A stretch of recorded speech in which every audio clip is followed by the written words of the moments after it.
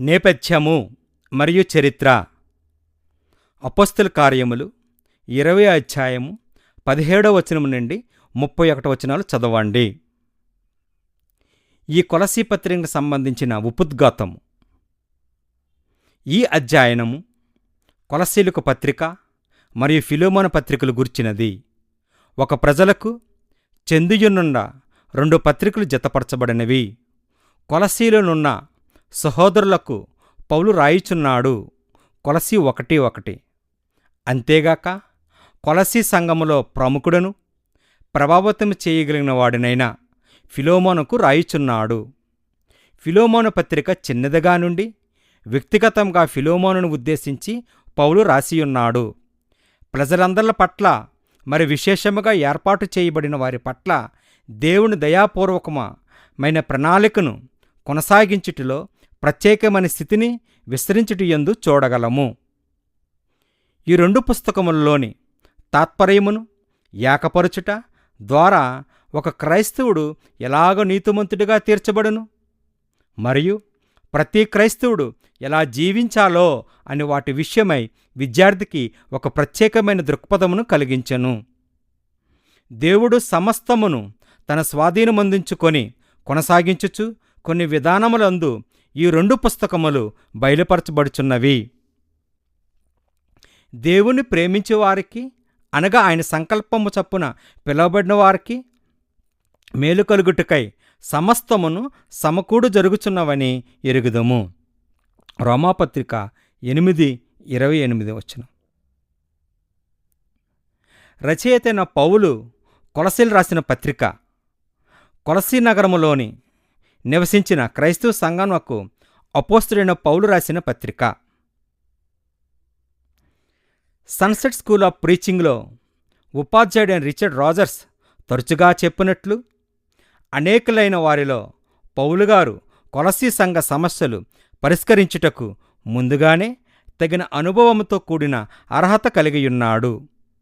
పౌలు కొలసీ సంఘము యొక్క సమస్య పరిష్కారమునకు తగిన ద్వంద్వ పౌరసత్వమును సహా కలిగినవాడుగా నున్నాడు.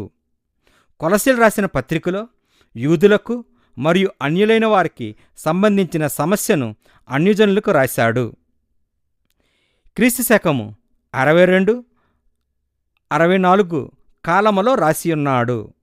అప్పటికి సంఘము అన్య విధానముతోనూ జ్ఞానతత్వముతోనూ మరియు యూదులకును సంబంధించిన ఆచారములతోనూ ప్రభావితము చేయబడుచున్నది. క్రైస్తవ్యము యూదామత ఉయ్యాలలో పెంచబడినది. అయితే అది యూదామతమును అధిగమించినదాయను. ఎందుకనగా క్రైస్తవ్యము ప్రపంచమంతటికి చెందిన విశ్వాసమాయను. యూదామతము స్వాభావికముగాను రూపకల్పనలోను మరియు ఉద్దేశములోను కేవలము ఒక చిన్న దేశమైన పాలిస్తానికి మాత్రమే చెందినదిగా ఉన్నది. దాని సరిహద్దులు 150 మైళ్ళు పొడవు మరియు 50 మైళ్ళు వెడల్పు మాత్రమే, అనగా 241 కిలోమీటర్ల పొడవు మరియు 80.47 కిలోమీటర్లు వెడల్పు. దాని జనసాంద్రత 45 లక్షలుగా ఉండవచ్చును. యూదులు ప్రపంచమంతటిలో ద్వేషించబడిన వారే తృణీకరించబడిరి. సిసిరో రోమీయుడైన రాజకీయ మరియు తత్వవేత్త కాలములో 106-43లో జీవించియున్నాడు.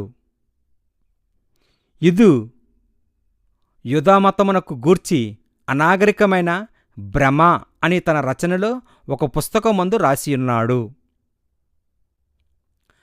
టాసటస్ హిస్టరీ అను గ్రంథములో 5వ అధ్యాయమున 8 పేరాలలో యూదులను గూర్చి బహుదుష్ట ప్రజలుగా రాసియున్నాడు. అది వారు ఘనతగా చెప్పియున్నాడు. ఇతడు క్రీస్తు శకము 54 మరియు 119 జీవించిన రోమన్ చరిత్రకారుడు. యూదులకు వ్యతిరేకత సెమిటిజం క్రొత్తదైనది కాదు.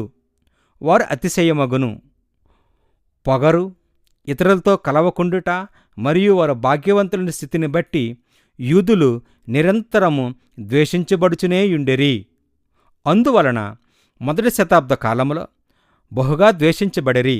దీనివలన వారిని కాదనుకొను వారెవరు మీదనైనను తిరుగుబాటు చేయుటకు కాని ఉగ్రవాదులకు మారుటకు కాని వెనకాడరు. యోధా మతవాదము క్రొత్తదైనదేమీ కాదు. వారు భిన్నమైన వైఖరిని బట్టి యూదుల స్థిర ఉద్దేశములో వారు మాత్రమే దేవుని ప్రజలను, మిగిలిన వారందరూ నరకాగ్నికి పెట్రోలు వంటి వారుగా తలంచుదురు. పౌలు యూదుడు గనుక తన యూదాస్థితిని బట్టి అతిశయించేవాడు. పౌలు తన పితరులను బట్టి గర్వించువాడని 2 కొరింథీ పత్రిక 11 అధ్యాయము 22వ వచనం తెలియజేయుచున్నది. అలాగే ఫిలిప్పీ పత్రిక 3 అధ్యాయం 4లో గల బయలుపరచబడుచున్నది. అతడు బెన్యామీను గోత్రికుడు. వారిలో నుండే ఇశ్రాయేలునకు మొదటి రాజు ఏర్పడును. ఈ గోత్రికులు యుద్ధ సమయములో యూదాకు విశ్వాసపాత్రులను, నమ్మకత్వమును కలిగిన వారై ఉన్నారు. యూదా యుద్ధమునకు వెళ్ళినప్పుడల్లా ఈ గోత్రపవారు యూదా విషయములో గౌరవమైన స్థానమును కలిగియుండేవాడు. యూదా ప్రాంతమునకు వెలుపల యూదులు ఎవరూ లేనప్పుడు పౌలు యూదా భాషను మాట్లాడేవాడు. అతడు పరిసయ్యుడు, అనగా యూదా మత నియమాలలో బహు అంకితమును తీవ్రమునైన భక్తి కలిగినవాడు. ఆయన సమాన వయస్కులలో తన మత నియమములో తనకు తానే సాటిగా నుండెను. ఆ దినములలో పేరుగాంచిన మతబాధకుడైన గమాలియేలుయొద్ద విద్యాభ్యాసం చేసియున్నాడు. గమాలియేలు బాలురకు ఉపదేశించువాడు కాడు, రబ్బీలకు గురువు. దీనిని బట్టి పౌలు ఆ స్థితిలోనే విద్యాభ్యాసం పొందియున్నాడు. పౌలుగారు పాలిస్తీనులో పుట్టినవాడు కాడు. ఆయన ఆసియా మైనర్లోని తార్సులో జన్మించియున్నాడు. తార్సు ఒక ముఖ్యమైన నగరము. ప్రపంచములో పేరుగాంచిన విశ్వవిద్యాలయము తార్సు నగరమునందున్నది. అతి పెద్దదైన విశ్వవిద్యాలయము పెర్గమములో ఉన్నది. బహుపెద్దదైన లైబ్రరీ గల యూనివర్సిటీ అలెగ్జాండ్రియాలో ఉన్నది. ఈ 2 విశ్వవిద్యాలయాలలో బోధించు ఆచార్యులు తార్సు విశ్వవిద్యాలయమునకు విద్యాబోధన అందినవారు. అందువలనే గ్రీకు తత్వములో పౌలు విశేషమైన అభ్యాసము నొందియున్నాడు. అతడు జన్మతా రోమా పౌరసత్వం కలిగినవాడుగా. కారణమేమనగా తార్సు స్వతంత్ర నగరము. ఆ దినములలో ఆసియా మైనర్లో 3 స్వతంత్ర ప్రతిపత్తి గల నగరములు కలవు: ఎఫెసి, అలెగ్జాండ్రియా మరియు తార్సు. ఒక స్వతంత్ర నగరముకు ఏ విధమైన కోటగాడులు ఉండవు. ఎందుకనక దాన్ని కాపాడుటకు ఏర్పరచబడిన రాణులు వారు ఉందరు. వారికి రోమా గవర్నర్ ఉండరు. అయితే వారికి స్వంత అధికారులనే వారు ఎన్నికనే చేసుకుందురు. ఒక స్వతంత్ర నగరములో జన్మించియున్నది. రోములోను జన్మించిన వారు కలిగియుండు అర్హతలనియూ కలిగియుందురు. పౌలు అవసరమైన చోట సహాయము కొరకు రోమా పౌరసత్వమును వినియోగించుకున్నవాడు. అటులనే యూదా పౌరసత్వమును అవసరమైన చోట వినియోగించుకున్నవాడు. యూదులు పౌలును చంపుటకు కుట్ర పన్నినప్పుడు వారిని అడ్డుకొనుటకు పునరుత్థానమును గూర్చిన విషయమును వినియోగించియున్నాడు. అపోస్తల కార్యములు 23 అధ్యాయము 26వ వచనము. సువార్తను బోధించుటకు, ఉపదేశించుటకు పౌలు ప్రయాణములు చేయనప్పుడు తాను అమితంగా కలిగియున్న లోకజ్ఞానమును ఆయా సందర్భములో వినియోగించువాడు. దీనిని బట్టి యూదులకు చెందినదని గాని అన్యులైన వారికి చెందిన సమస్యలు కాని సంగములలో తలెత్తినప్పుడు వాటిని తేలికగా పరిష్కరించుటకు పౌలు విశేషమైన అర్హత కలిగియున్నాడు. జన్మతో పౌలు యూదుడేయుండి యూదామత సంబంధమైన విషయములందు అభ్యాసము నొందుటియేగాక సాధారణ విద్య విషయములో అన్యుల విద్యాభ్యాసమును సహపొందినవాడుగా యున్నాడు. పౌలు రోమా మరియు యోధా సంబంధమైన పౌరసత్వమును రెండింటినీ కలిగి ఉన్నవాడు. వారి నమ్మకములను గ్రహింపు కలిగినవాడుగా ఉన్నందున అతడు ప్రతిభ కలిగిన ఉపదేశకుడాయెను. పౌలు ప్రత్యేకమైన వ్యక్తి. అందుచేతనే యోధా మరియు విగ్రహారాధన సంబంధమైన మతభేదముల చేత పాడైన అన్యులను వారికి సువార్తను ప్రకటించుటలో ఆయనకు ఆయనే సాటి. ఈ పుస్తకము రాయబడుటకు గల కారణాలేమి? ఈ గ్రంథములోని ఏ పుస్తకమును గూర్చి అయినను ఎవరైనను ప్రశ్నించగలిగిన ప్రశ్న ఏదనగా, ఈ పుస్తకము ఎందు నిమిత్తం రాయబడి ఉన్నది? ఈ పత్రికలో చెప్పబడిన విషయము ద్వారా దేవుడు క్రైస్తవులైన వారికి ఏమి తెలియజేసుకున్నాడో అను ప్రాముఖ్యమైన విషయమును గ్రహింపు చేయుటకు పౌలు రాసియున్నాడు. ఈ 2 పత్రికలు రాయిచున్నప్పుడు పౌలు గారి దగ్గర ప్రతిస్పందన ఏ రీతిగానున్నదో గ్రహించుచున్నది, ప్రాముఖ్యత సంతరించుకొనుచున్నది.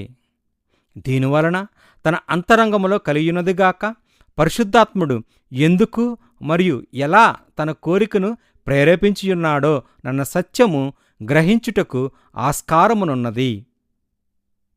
అంతేగాక కొలస్సీ నగరము నుండి అక్కడి ప్రజల స్థితిగతులను సహా తెలుసుకొనుటకు ముఖ్యము.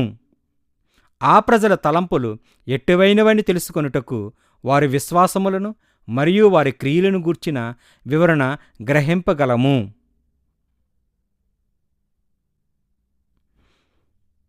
కొలస్సీ నగరము ఆసియా మైనర్లోనున్నది. పటము చూడుము. బైబిల్లో చెప్పబడిన ఆసియా మైనర్ ప్రాంతమంతా విట్టినియా, గలతియా, పంపేలియా, పిసీదియా మరియు సిలిసియా ఈ ప్రాంతము నేడు టర్కీగా పిలువబడుచున్నది. కొలస్సీ నగరము 3 నగరములు విస్తరించిన భాగము. లైకస్ నదిలోయ లవోదయికయు మరియు హిరాపోలిస్ నగరములతో సహా ఏర్పడి ఉన్నది. లైకస్ నది మియండర్ నదికి ఉపనదిగా నుండి ఎఫెసునకు 100 మైళ్ళు దూరము, అనగా 160.9 కిలోమీటర్లు క్రిందికి ప్రవహించుచున్నది. ప్రాచీన చరిత్రకారులు హిరాదొటిస్ మరియు ఫినాషోన్ ప్రకారము పౌలుగారి కాలమునకు ముందే కొలస్సీ నగరము పెద్ద వ్యాపార కేంద్రముగా ఉండెను. స్ట్రాబో ప్రపంచ పురాతన భౌగోళిక శాస్త్రవేత్త.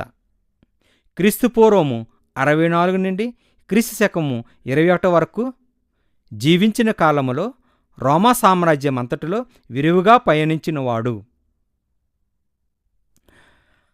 తన రాసిన ప్రకారము రోమీయులు ఓయా ఇగ్నేషియాను నిర్మించిన తర్వాత పెద్దదైన తూర్పు పశ్చిమ రాజమార్గమునకు కొలస్సీ నగరమున చుట్టుకొని ఉండేది.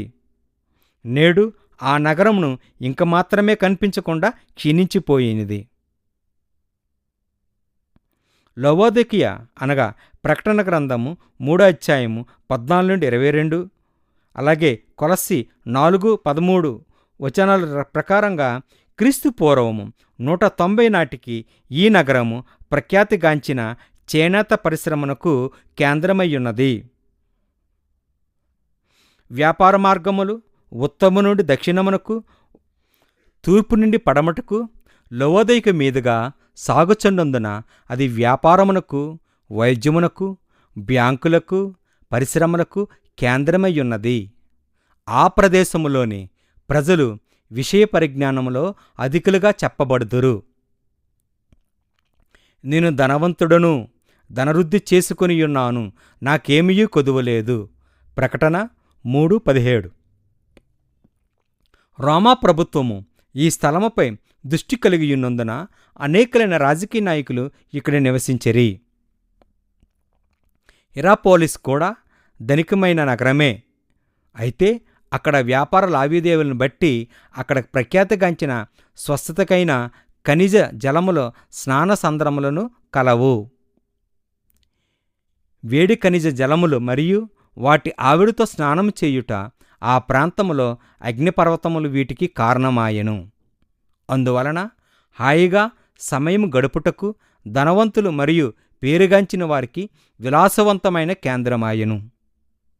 అందువలన లవోదికియా మరియు హెరాపోలిస్ 2 పెద్ద ధనిక నగరములు విరాజిల్లెను. ఒక రీతిగా కొలస్సీలో చూడగలిగిన ప్రత్యేకమైన స్థితి దాని విశాలతను బట్టి కాదుగాని బహుసుందరమైన ప్రకృతిని బట్టియే. అక్కడ ధనికులు మరియు ఇతర సామర్థ్యం కలిగిన వారే గృహములు నిర్మించుకొనరే. అక్కడ లవోదికియా మరి హెరాపోలిస్ శిథిలాలను చూడగలము. అయితే కొలస్సీ నగరము ఏమాత్రమును నేడు కానరాదు. హిస్టరీ చరిత్ర నేపథ్యం. కొలస్సీలోని ప్రజలు. కొలస్సీ చుట్టూ ప్రక్కనున్న ఫ్రిజియన్లు అను ప్రజలు విస్తరించుండిరి. ఈ ఫ్రిజియన్లకు పారంపర్యముగా వచ్చిన ఆచారములున్నవి. అలవాట్లను అనుసరించుట మరియు క్రొత్త క్రొత్త మత విశ్వాసాలను కనుగొనుట వీరి అభ్యాసము. వారు మత విశ్వాసములు నూతనముగా కల్పించువారు. ఒక మత విధానము నుండి కొంత, ఇంకొక మత విధానము నుండి కొన్ని అలవాట్లను స్వీకరించి వీటినన్నింటినీ కలిపి ఒక క్రొత్త విధానం ఏర్పరచుకుందురు. అనేకులైన లౌకిక చరిత్రకారులు అనగా ఫ్రిజియన్లు మత విధానములను భ్రమగా గుర్తించిరి. వేలాది మంది యూదులు ఈ మతమును అనుసరించియున్నారు. జోసెఫస్ అనగా 1వ శతాబ్ద చరిత్రకారుడు. ఈయన యూదా చరిత్రకారుడు. యాజకులకు మరియు రాజకుటుంబాలకు పక్షమున వాదించువాడు మరియు క్రీస్తు శకము 37 నుండి 100 వరకు జీవించెను. రోమా పౌరసత్వములు కలవాడు చెప్పినది ఏమనగా యాంటియొకస్ 3 అనగా అంతియొకయ 3 సిరియా రాజు క్రీస్తుపూర్వము 223 నుండి 187 వరకు 2000 మంది యూదులను బబులోను నుండి కొలసీ నగరమునకు చెరగా కొనుపోయెను. క్రీస్తు శకము 67 నాటికి ఆ జిల్లా ప్రజాసంఖ్యను బట్టి 11,000 మంది పురుషులు లెక్కలోనికి వచ్చిరి. ఆ కాలమును గడుచుకొలది యూదులకు యూదామతము మారుగాయెను. అందువలన మోషే ధర్మశాస్త్ర సంబంధమైన యూదామత ఆచారములు భ్రష్టు పట్టించెను. దీని విషయమై యెరూషలేమునకు చెందిన రబ్బీ ఇట్లా రాసెను: మేము అనేకులమైన యూదులను పోగొట్టుకుంటిమి. ఎందుకనగా వారు ఫ్రిజియన్లు మరియు హెరాపోలిస్ వారి స్నానఘట్టములకు సంబరాలుగా అలవాటుగా పడిరి. యూదా ఫ్రిజియన్లతో కలిసి జీవించి తమ దేవుని మర్చిపోయిరి. ఆ ప్రాంతములో అనేకులైన యూదులు నివసించిరి, కాని వారు నిజమైన యూదా మత విధానములను మరిచిన వారైరి. వీరు నెహెమియా కాలపు వంటి యూదులు. వారు యూదా మత స్థానములో అష్టోదు, అమ్మోను మరియు మోయాబీయులు మతాచారములను ఆచరించసాగరే. వారి మత విధానమును అనేక మతముల మిశ్రమము బలహీనమైనదాయను. నెహెమియా చెప్పినట్లు ఆ దినములలో అష్టోదు, అమ్మోను, మోయాబు సంబంధులైన స్త్రీలను వివాహము చేసుకొనిన కొందరు యూదులు నాకు కనబడరి. వారి కుమారుల్లో సగం మంది అష్టోదు భాష మాట్లాడేవారు. వారు ఆయా భాషలో మాట్లాడరు గాని యూదుల భాషలో వారు ఎవరికి రాదు. నెహెమియా 13 అధ్యాయం 20 నుండి 23 వచనాలు. పాత క్రొత్త నిబంధనలు వారాంతపు మత నియమములు ప్రస్తుత కాలపు మతశాఖలకు సమాంతరముగా నున్నవి. మతశాఖలు సమస్తములో కొంత కలిగియున్నారు. కొంత మట్టుకు పాత నిబంధన, మరికొంత క్రొత్త నిబంధన, కొంత రోమీయుల విగ్రహారాధన, కొంత కాల్వినిజమే గాక మరియు కొంత సంతోషింపజేయి మరికొన్ని విషయములతో మిళితమయ్యున్నది. ప్రతి శాఖ తమదైన క్రైస్తవ విధానమే సరైనదిగా తలంచియుందురు. తుదకు ముగింపునకు వచ్చేసరికి ఒకరిని ఒకరు అంగీకరించుట ద్వారా తుదకు అంతమంతయు దేవుని చేత అంగీకరించబడునని తలంతురు. ఎఫెసు నగరంలో పౌలుగారు యేసు పునరుత్థానమును తదుపరి 20 సంవత్సరములకు ఒక వ్యక్తి తార్సు నుండి అంతియోకియకు వచ్చియున్నాడు. ఆయనే పౌలను నామధేయుడు. అతడు దమస్కు మార్గమున పయనించుచు క్రీస్తును కలుసుకున్నాడు. అపోస్తల కార్యములు 9:1-19. అంతియొకయలో పౌలు తన 3వ మిషనరీ ప్రయాణమును కొనసాగించాడు. ఈ ప్రయాణ కాలములో అతడు లవొదికియా, హిరాపోలిస్ మరియు కొలస్సీ నగరముల మీదుగా ఎఫెసీకి వెళ్ళుచు ఆ నగరముల మీద గుండా పయనించియుండవచ్చును. అతడు ఎఫెసీ నగరములో దాదాపు 2.5 సంవత్సరములు ఉండెను. ఈ కాలమునే డేరాల కుట్టుట ద్వారా పౌలు జీవనమును కొనసాగించెను. అంతేగాక తురున్నా అను స్కూరునందు ఉపదేశము చేయుచుండెడువాడు. అపోస్తల కార్యములు 19. యేసుక్రీస్తుని గూర్చిన సువార్త ప్రకటించు సమయములలో పౌలు ఎన్నో అద్భుతములను మహత్కార్యములను బహిరంగముగా చేయుచుండెడువాడు. ఏ ప్రాంత రకములైన మూఢనమ్మకాలు కాలము చేత నింపబడియున్నవో అటువంటి ప్రజల మధ్య ఈ సూచక క్రియలు మహత్కార్యములు జరిగియుండెను. ఈ ప్రభావము పరిసర ప్రాంతాలలో దాదాపు 100 మైళ్ళ వరకు వ్యాపించుటకు ఆస్కారం కలిగెను. అందువలన పరిసర ప్రజలు క్రీస్తు సువార్తను మనస్కరించుటకు ఆకర్షలైతిరి. యూదులేమి, గ్రీసు దేశస్థులేమి, ఆసియాలో కాపురమున్న వారందరూ ప్రభువాక్యం వినిరి. అపోస్తల కార్యములు 19:10. లవొదికియా, హిరాపోలిస్ మరియు కొలస్సీ ప్రజల సహా ఆకర్షించబడి ఉండవచ్చు. ఎపఫ్రా మరియు ఫిలోమోను. తురున్నా పాఠశాలలో క్రీస్తును గూర్చిన వార్త పౌలు ఉపదేశించినప్పుడు ఇరువురు వ్యక్తులు కొలస్సీ నుండి ఎఫెసీకు వచ్చి పౌలు ఉపదేశములు వినిరి. వారు సువార్తను విశ్వసించి శిష్యులుగా తిరిగి వెళ్ళిరి.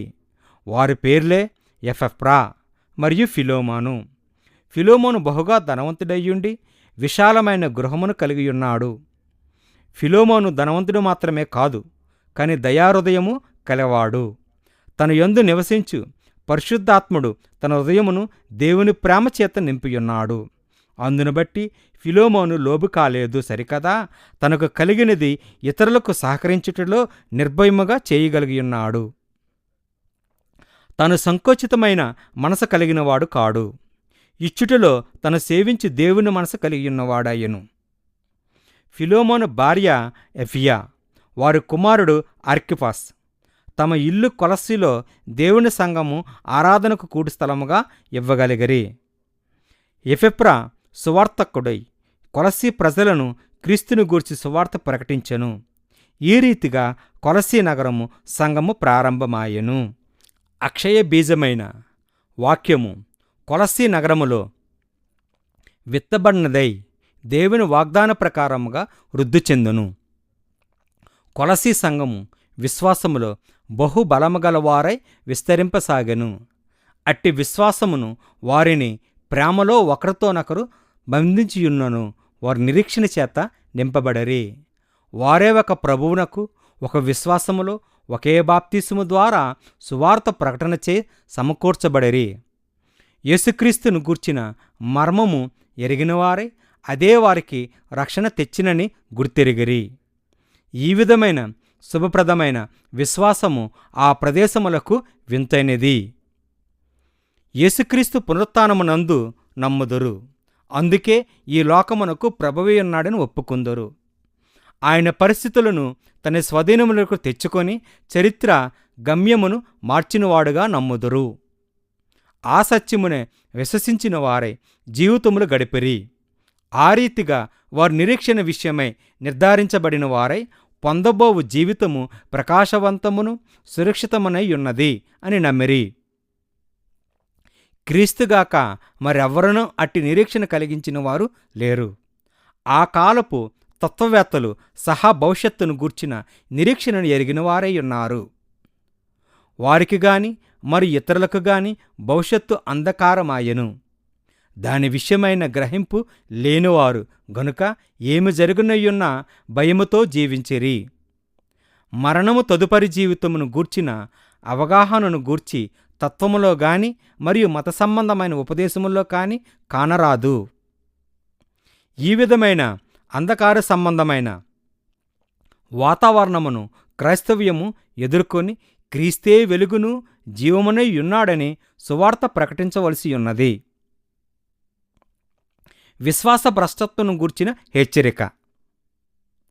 పౌలు తన 3వ ప్రయాణము ముగింపు సమయములో బంధకములను మరియు శ్రమలను తన కొరకు కాచుకొనియున్నవని పరిశుద్ధాత్మ పౌలును హెచ్చరించుచూ వచ్చెను. అపోస్తల కార్యములు 20:27. పౌలు యెరూషలేమునకు వెళ్ళవలసిన వాడయ్యుండి మిలోతులో ఆగి ఎఫెసీ సంఘ పెద్దలను తన్ను కలుసుకున్నటకు కబురు పంపెను. అపోస్తల కార్యములు 20:27-32. ఆ పెద్దలైన వారికి భయంకరమైన భ్రష్టత్వమును బట్టి నూతన నిబంధన క్రైస్తవ్యము నుండి వేగిరముగా దూరమగుచున్నారని హెచ్చరించెను. ఎదురుచూడని మూలము నుండి ఇది సంభవించునని గట్టిగా హెచ్చరించెను. దేవుడు తన స్వరక్తమిచ్చిన సంపాదించిన తన సంఘము కాయుటకు పరిశుద్ధాత్మ మిమ్మల్ని దేనియందు అధ్యక్షులుగా ఉంచెనో ఆ యావత్ మందను గూర్చియు మీ మట్టుకు మిమ్మల్ని గూర్చి జాగ్రత్తగా ఉండిడి. మీరు వెళ్ళిపోయిన తర్వాత క్రూరమైన తోడేలు మీలో ప్రవేశించినని నాకు తెలియను. వారు మందను కనికరింపరు మరియు శిష్యులను తమ వెంట ఈడ్చుకొని పోవాలని వంకర మాటలు పలుకుచు మనుషులు మీలోనే బయలుదేరుదురు. అపోస్తల కార్యములు 20:28-30. ఎప్పుడైతే క్రూరమైన తోడేలు సంగపు గుంపులోనున్నదని నీవు ఎరుగుయుందువో అప్పుడు దాన్ని ఎదుర్కొనుటకు తేలికగా నుండను. అయితే తోడేలు ఏ సంఖ్యలో ఉన్నవనేది నీ తలంపుల్లోనికి రాని స్థితియుండును. ఎందుకనగా అవి గొర్రెచర్మము కప్పుకొనియుండును. అయితే తోడేలు వారి మధ్య నుండునన్నదని క్రైస్తవులు ఊహించినది గనుక వాటి ఉనికిని గుర్తెరుగు తేలికైనది కాదు. అయితే కలుసుకట్టుగా వేటాడుటను చూడగలిగినప్పుడు వాటి ఉనికిని గుర్తించుట తేలికగును. గొర్రెచర్మము కప్పుకొనియున్న తోడేలు ఉనికిని గుర్తెరుగుటకు క్రైస్తవుడు వాసన పసిగట్టగలిగిన మంచి ముక్కును కలిగి ఉండవలసిన వాడుగా నున్నాడు. అంతేగాక తోడేలు స్వరమును గుర్తించుట వలన గొర్రెచర్మము చాటున దాగియున్న తోడేలును పసిగట్టవచ్చును. రిచర్డ్ రాజర్స్తో ప్రకటన తరగతి గదిలో వీడియో సీరియల్స్ను ప్రకటన 13:1-13 ధ్యానించినచో 10 కొమ్ములను 7 తలలను గల ఒక క్రూరమృగమును సముద్రముల నుండి పైకి వచ్చుట చూచితిని. దాని కొమ్ముల మీద 10 కిరీటములను దాని తలల మీద దేవదూషణకరమైన పేర్లును ఉండెను.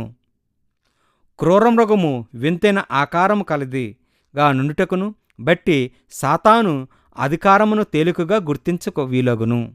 ప్రకటన 13:11-18 మరియు క్రూర మృగము భూమిలో నుండి పైకి వచ్చెను. మరియు క్రూరమృగము గొర్రెపిల్లయుండెను. అది గొర్రెపిల్ల కాదు, అది ఘటసర్పం వలె మాట్లాడుచున్నది. ప్రకటన 13:14 చూచినచో అది భూనివాసులను మోసపుచ్చుచున్నది. ఈ క్రూరమృగము మనుషులను వెర్రివాని వలెగా చెయ్యను. ఎందుకనగా ఒక గుంపులో క్రైస్తవుడు ఒక గొర్రెపిల్లను చూచినప్పుడు తన మొదటి తలంపు ఆ గొర్రెని యేసుక్రీస్తుగా స్వీకరించెను గనుక ఆ గొర్రె దేవుని యొద్ద నుండి వచ్చినదిగా స్వీకరించెను.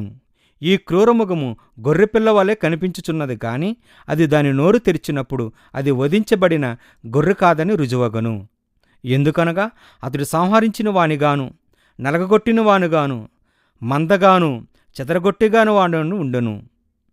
అసలు సమస్య ఏమనగా క్రూరమృగము అప్పటికి గొర్రెల మందలో చేరియున్నందున ఆ మందను చెదరగొట్టెను.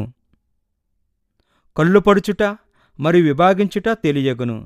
ప్రమాదం పొంచియున్నదని గుర్తించుటకు ముందే జరగవలసిన కీడు జరిగిపోవును. ఈ మోసగాడు అప్పటికి మందలో చేరియున్నందున చాలా గొర్రెలు ఆ గొర్రెను అంగీకరించిన దానితో గుంపుగా చేరియుండెను. కొలసీల సమస్య. ఈ మోసకరమైన స్థితి కొలసీ సంఘములో ప్రారంభమాయెను. మొదటి శతాబ్ద కాలములో సంఘములో చోటు చేసుకుని ఉన్న విషయములను అవగాహన చేసుకున్నటకు ప్రయత్నించవను. ఈ దినముల్లో క్రైస్తవులు అధిక భాగము అన్యులైన వారి అంధకారములో నుండి కొలసీ సంఘములోని ప్రజల వలె బయటికి రాలేని వారుగా ఉన్నారు. క్రైస్తవులలో అనేకులు చిల్లంగితనము, దెయ్యముల ఆరాధన, విగ్రహారాధన లేదా అవినీతితో మరియు అపవిత్రతతోనూ మురికితోనూ కూడియున్న మత్తుకు అలవాటు పడినవారు కారు. ఒక వ్యక్తి క్రైస్తవ కుటుంబముకు చెందినవాడునైనను పశ్చిమ దేశముల్లో అనేకలైన క్రైస్తవ వేషధారణతో కూడిన క్రైస్తవ నేపథ్యము నుండి వచ్చినవారుగా నుందురు. గనుక కొలసీ సంఘములోని వారు ఏ పరిస్థితుల నుండి వచ్చినవారుగా నున్నారో దానిని ఆరంభించుటకు కొందరికి కష్టతరముగా నుండెను. కొలసీలోని క్రైస్తవులు వారి జీవితకాలమంతయు అన్య దేవాలయముచే ప్రభావితము చేయబడుట కానీ వాటితో అవినాభావ సంబంధము కలిగి వాటి చుట్టూ తిరుగులాడుట గాని జరిగియుండెను. ఈ భ్రమలో మునిగి తేలు ఈ ప్రజల మూఢనమ్మకాలతో వందలాది మంది అన్యదేవతలను ఆరాధించుచూ వచ్చేరి. అంతేగాక ఈ దేవతల కొరకు నిర్మించబడిన దేవాలయముల మధ్య జీవితం గడుపుచుండువారు. వారి మతములోనికి విభిన్న విగ్రహ సంబంధమైన ఆచారములను కొద్దిగానో గొప్పగానో స్వీకరించుట ద్వారా దేవతలనన్నిటినీ తృప్తిపరుచుచున్నామనుకుని భ్రమ కలిగియుండరి. వారు మతము అనేక రతులైన ఆరాధనలో కలిగియుండి శరీర సంబంధమైన కోరికలతో రేపబడి భయముతో నిండియును. మూఢనమ్మకములతోనూ విగ్రహారాధనతో పాటు అవినీతితో ప్రబలియుండెను. కామ వికారయుక్తమైన అవినీతి ఈ అన్య సంబంధమైన సమాజములో తప్పనిసరి అయిన భాగమయ్యుండెను. ఈ ప్రజలు అవినీతియుక్తమైన అంధకార సంబంధమైన క్రియలలో మునిగి తేలిడువారు. ఈ స్థితిలో కొలసీ ప్రజలోనికి సువార్త అకస్మాత్తుగా ప్రవేశించుట ద్వారా అంధకారమైన వారి మనసులను మరియు జీవితాలను ప్రకాశింపజేసెను. కొలసీ ప్రజలు నూతనముగా మార్పు చెందినవారయ్యున్నందున వారికి అనేకలైన ఉపదేశకులు లేరు. తుదకు వారు ఉపదేశకుడైన ఎపఫ్రా కూడా నూతనముగా క్రైస్తవుడైన వాడే. వారేమయ్యున్నారో ఆ స్థితిలో అబద్ధ బాధకులు కానీ వారి ఉపదేశములు కానీ వారిని ప్రభావితం చేయజాలవు. కొలసీలోని క్రైస్తవులు తమ్మును తాము చైతన్యపరుచుకున్నట ద్వారా ఉన్నతమును మరియు ఉత్తమమైన రాజ్యముగాను నిర్మాణమగుచుండరి. దేవుని ఎడలను తమలో ఒకరి ఎడల మరి ఒకరు తీక్షణమైన రీతిగా ప్రేమించుట సాధకము చేయుచుండరి. సాధారణముగా నూతనముగా క్రైస్తవులైన వారు శ్రమలకు గురగుచుందరు. అటులనే కొలసీలో మార్పు చెందిన వారికిని శ్రమను తప్పనిసరిగా ఆయను. అక్కడ ఏమి జరిగినదో స్పష్టంగా తెలియనిది కాను. పౌలు చెప్పినట్లు జరిగియుండును. క్రూరమైన తోడేలు వారి మధ్యలోనే లేచెను. వాటిలో కొన్ని తోడేలుగా గుర్తింపజాలనట్లుగా ఉండియుండెను.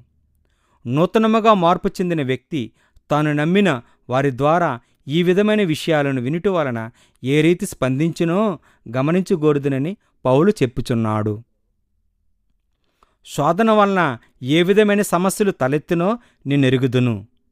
గత కాలములో విడిచిన తర్వాత పాత అలవాట్లు మరియు అలవాటు పడిన పాపములు ఎంత దిగజారునట్లో చేయునో మనకు తెలుసు. అందుకే మాకు తెలిసినది ఏదో మీకు ముందుగా రుజువు చేయగోరుచున్నాను. మీరు దేవునికి బహు సమీపస్థులుగా నుండినను ఆయన సంతోషపరచువారు కావాలని మా ఉద్దేశము నిష్కపటమైనది.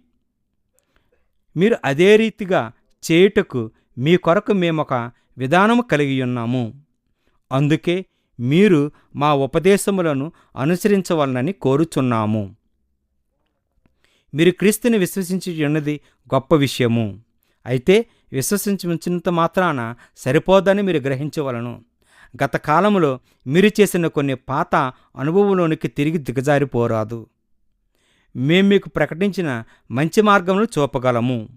మేము మీకు అందుబాటులో నుండి ఉన్నది వింతైన విషయమే, దాన్ని మేము గ్రహించి ఉన్నాము. క్రీస్తునందల విశ్వాసము విషయమైనదే. అయితే మీరు ఇంకనూ నమ్మవలసి ఉన్నది.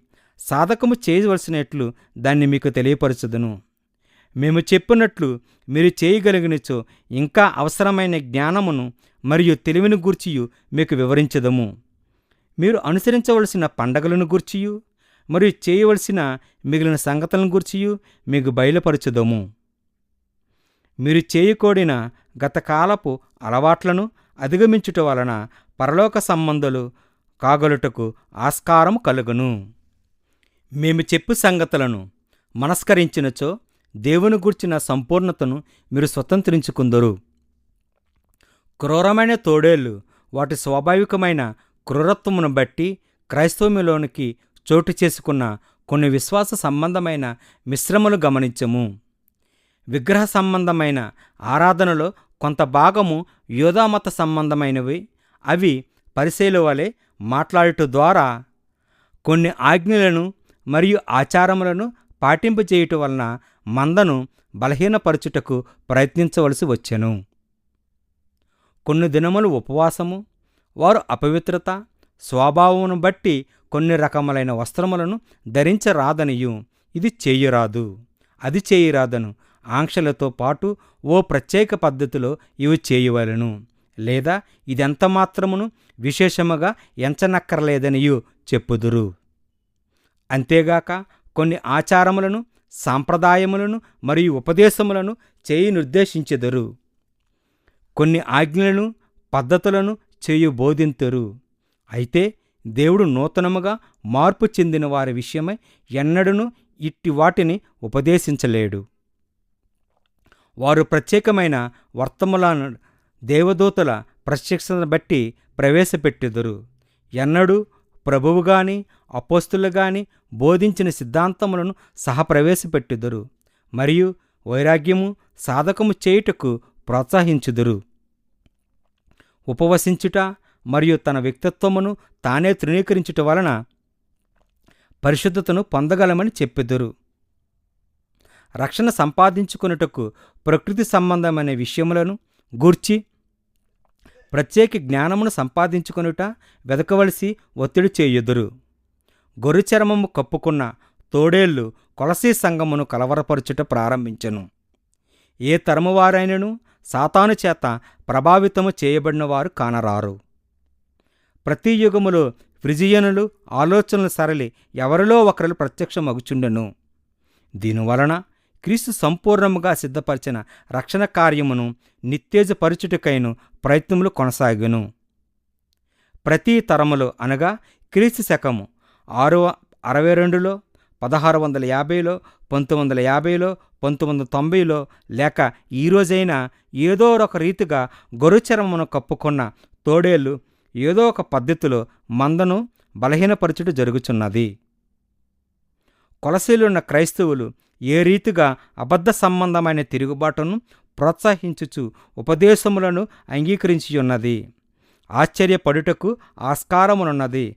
క్రైస్తవ మత శాఖలలో నేడు అంగీకరించే అనేకమైన పద్ధతులకు జవాబు చెప్పుట కష్టతరమైనది కాదు. అమెరికాలో అధికముగా అమ్మబడు పుస్తకము బైబిల్ అయితే అదే సమయంలో బహుపరిమితముగా చదువుట గాని గ్రహించుట గాని బైబిల్ విషయములో జరుగుచున్నది. వ్యక్తిగత ధ్యానమునకు సమయము ప్రత్యేకించుట ద్వారా బైబిల్ను గ్రహించవలసిన దానికి బదులుగా తేలికైన మార్గమును వెదుకువారుగా ఉన్నారు. దీనికై వారు రకరకముల బోధకులను బైబిలును వినగోరుదురు గాని తమకు తాముగా ధ్యానించిన సత్య ఉపదేశమును పొందనొల్లుకున్నారు. అనగా వేరొకరు తమ పక్షముగా ఆలోచించేవారు కావాలని కోరుదురు. దీనిని బట్టి వారు ఆత్మీయ జీవితము విషయమై వేరొకరు బాధ్యత వహించగోరుదురు. ఆత్మీయముగా ఎన్నికైన ఉన్నత మార్గము వారు చెప్పునట్లు రమ్ము, నిన్ను దేవుని యొద్దకు నడిపించెదను. అనేకులు వారు ముందుంచబడిన దానిని వెంబడింతురు. అబద్ధ బాధను అనుసరించుట వలన దేవుడు వారి విషయమై బాధ్యత వహించజాలడనుకుందరి. దీనిని బట్టి ఆత్మీయ జీవితమును గూర్చి ప్రమాదకరమైన రీతిగా నడుచుటయే తేలికయే అందుబాటులో నున్న అవకాశమును వినియోగించుకుందురు. ఇదే స్థితి కొలసీ సంఘములో నడుచుచున్నది. శోధనలలో పోరాడుచు బాధకు గురైన వారు ఎవరైనను మరొకరు వారితో బాధ్యత తీసుకొనుట వలన ప్రమాదం సంభవించకుండా కాపాడగలమని తలంచుదురు. కొలసీలున్న క్రైస్తవులు ఈ రీతి అయిన వినోదము చూడగోరుచు అబద్ధ బాధకులు మరియు అబద్ధ ప్రవక్తలు చేతులోనికి దిగజారిపోవుటకు వారికి వారే కారణమగుచున్నారు. ఎపెఫ్రా కొలసే సంఘములో తాను చేయి సేవలో ఇదే విధమైన సమస్యలను ఎదుర్కొనియున్నారు. సంఘములో ఈ అబద్ధ ఉపదేశకులే కేంద్ర బిందువులయ్యిరి. అందువలన ఎపెఫ్రా రోముకు వెళ్ళి పౌలుగారిని కలుసుకొని ఈ సమస్యల పరిష్కారమునకు ఏమి చేయవలనో తెలుసుకొనుటకు తీర్మానము చేసుకుని ఉన్నాడు. కొలసీ నగరమునకు రోము 1300 మైళ్ళు అనగా 2992 కిలోమీటర్లు దూరముగా ఉన్నది. కొలసీ నుండి రోమునకు వెళ్ళుటకు నడుచుట మరియు గాడిద ప్రవాహమునగా కొంత దూరముగా మరికొంతగా ఓడ ప్రయాణము చేయవలసి యుండెను. అపోస్తలుడైన పౌలు కొలసీ పత్రికలో చెప్పిన సమస్యలనే ఎపెఫ్రా ఎదుర్కొనియున్నాడు. ఈ సమస్యలు సంఘములో నుండుట వలన ఫిలోమోను ఆశ్చర్యపడియుండెను. దానికి తోడు బానిసల్లో ఒకడైన ఒనేసిము తన డబ్బు సంచి సంఘములో దొంగలించి సిద్ధాంతములు ఫిలోమోను రాసిన పత్రిక కారణము అపోస్తలుడైన పౌలున్నాడు. ఒనేసిము రోమాలో కలిసినంత కొంత వరకు కొలసీ సంఘములో కేవలము ఫిలోమోను కుటుంబము మరియు ఎపెఫ్రా మాత్రమే విశ్వాసులుగా నున్నారని ఎరిగియున్నాడు. అయినను పౌలు సంఘములోని ప్రతి క్రైస్తవుని విషయములో లోతైన భారమును కలిగి ఉన్నాడు. మీ కొరకును లవోదికయ వారి కొరకును శరీరరీతిగా నా ముఖము చూడని వారందరి కొరకును నేను ఎంతగో పోరాడుచున్నానో మీరు తెలుసుకొని కోరుచున్నానని పౌలు చెప్పుట గమనార్హం. కొలసీ సంఘములోని సమస్యలను గూర్చి ఎపెఫ్రా ద్వారా తెలుసుకున్న తర్వాత పౌలు ఎంతగానో వేదన చెందియున్నాడు. ఆయన మనస్సులో ఎన్నో రకముల పోరాటములు తలెత్తెను. స్తుతి సంబంధమైన పదములు, హెచ్చరికలు మరియు తీర్పులు వెలువడెను. కొలసీ 2:1. పౌలు ఏ విధమైన ఒత్తిడిలో నున్నాడో ఎన్నది కొలసీ పత్రికను తూకీకునకు సహా హెచ్చరికగా తెలియచేయుటను బట్టి చాలా తేలికగా గ్రహించి వీలగును. పత్రిక అంతటిలో ఎంతో ఉద్రేకము మరియు భీకరమైన గద్దింపులను చూడగలము. పౌలుగారు ఉపయోగించిన వాక్యములు ప్రారంభించబడి కొనసాగుచున్న స్థితిని, హృదయమును తెరిచిన దానిని బట్టి ఆయన అంతరంగములో ఎంతగా మండిపడినవాడుగా నున్నాడో గ్రహింపగగుచున్నది. ప్రభువైన క్రీస్తు వారి సువార్త నిమిత్తము పౌలు కొట్టబడెను, రాళ్ళు దెబ్బలు తినెను, ఏడ్వబడెను, చెరలో నుంచబడెను మరియు చనిపోయుడని తలంచి విడవబడెను. సహోదరులైన వారిని నూతన నిబంధన నియమమునకు అంకితమైన వారిగాను సిద్ధాంతపరమైన విషయములో పవిత్రులుగా చేయుటకు పౌలు తన రకమునైన చిందించుట అప్పగించుకునివాడుగా నున్నాడు. ఈ విధమైన కల్పిత ఉపదేశములు భయములో కల్పించినవిగా ఉన్నందున ఉద్వేగపూరితముగా రాయుట వలన ప్రేరేపించబడిన రచయిత పౌలుని చూడగలను. లభించిన ఆధారములను బట్టి ఎఫెసీ, కొలస్సీ మరియు ఫిలోమోను పత్రికలను వారములు లేక దినములు తేడాలలో పౌలు రాసియుండును. కొలస్సీ మరియు ఎఫెసీ పత్రికలు దాదాపు తలంపునకు తలంపు మరియు అధ్యాయమునకు అధ్యాయములు సమాంతరముగా కనిపించును. దాదాపు 100 రెఫరెన్సులు ఎఫెసీ పత్రికకు చెందినవి కొలసీ పత్రికలో కనిపించును. ఇతర ప్రకటనలు కలిసి 182 రెఫరెన్సులు కలిగి ఉన్నవి. కల్పిత సిద్ధాంతములను బోధించుట వలన సంగమునకు బహుపదునైన, సుందరమైన, కరుణాపూరితమైన, క్షమాపూరితమైన సత్యమును కొలసీ పత్రిక అందించుచున్నది. అది ఎట్లనగా మునిగిపోయే మనిషిని ఆఖరి నిమిషములో కాపాడుటకు చేయు ప్రయత్నముగాను గొప్ప ఆవేశపూరితమైన వేదనయందు కనిపించెను. ఎఫెసీ పత్రిక అంతటిలో ఇదే అంశమును, ఇదే తత్వమును గూర్చి లోతైన పరిశోధన పూర్వకముగా విశేషమైన తలంపులు నిండియున్నట్లుండును. ఎక్కువైన సమయము తీసుకొని ఆలోచనాపూర్వకముగా రాసియుండును. కొలసీ సంఘమును గూర్చి ఎపెఫ్రా తెలియచేసిన విషయములను గూర్చి ఎఫెసీ సంఘమునకు మరియు ఫిలోమోనుకును గురిపెట్టి రాసినట్లు చూడగలము. పౌలుగారు త్వరతమగున ఉద్రేకముగాను కొలసీలకు రాసియున్నాడు. ఎఫెసీ కొలసీ నగరమునకు 100 మైళ్ళు దూరమున ఉన్నందున వారిని సహా ప్రోత్సహించుటకును ఆలోచనపూర్వకముగా పౌలు రాసియున్నాడు. ఆసియాలో ఉన్న సంఘములకు ఈ పత్రికలనియు తూకీకి ద్వారానే పంపుచుండబడును. అందుకే కాబోలు పౌలు పారిపోయి తిరిగి వచ్చి అయిన బానిసైన ఒనేసిమును గూర్చి ఫిలోమోనుకున్న రాయుట మంచిదని తలించి ఉండవచ్చు. దుర్బోధనలను గూర్చి వివరణ. కొలసీ సంఘమును ప్రభావితము చేయు అనేక రకములైన దుర్బోధనలను ఖండించుటకు పౌలు భారముతో ఈ పత్రిక రాసియున్నాడు. ఈ దుర్బోధను గూర్చిన లక్షణములను తెలుసుకొనుట ఎంతో ప్రాముఖ్యమైనది. దీనిలో జ్ఞాపకముంచుకొనవలసినవి 10 రకములు లక్షణాలున్నాయి. అవి దుర్బోధనయు గూర్చి William Barclay the all sufficient Christ అను పుస్తకమును చర్చించియున్నాడు. ప్రతి లక్షణమును లేఖన రుజువులతో ఒక పట్టికగా ఇచ్చియున్నాడు. 1. మభ్యపెట్టి సమ్మోహనపరచు శక్తి కలది. కొలసీ పత్రిక 2:4 ఎవడైనను చక్కని మాటల చేత మిమ్మను మోసపరచుకుండునట్లు ఈ సంగతిని చెప్పుచున్నాడు. కొలసీ 2:4 కొలసీ సంఘమునకు ఎవడైనను చక్కని మాటల చేత మిమ్మను మోసపరచుకుండునట్లు చూచుకొన్న వల్లని హెచ్చరించెను. ఈ పదము పిథోనోలజియా జోసఫ్ తయారును బట్టి దురుద్దేశము సమ్మోహపరుచు ప్రసంగము వినుటకు చక్కగా నుండినది.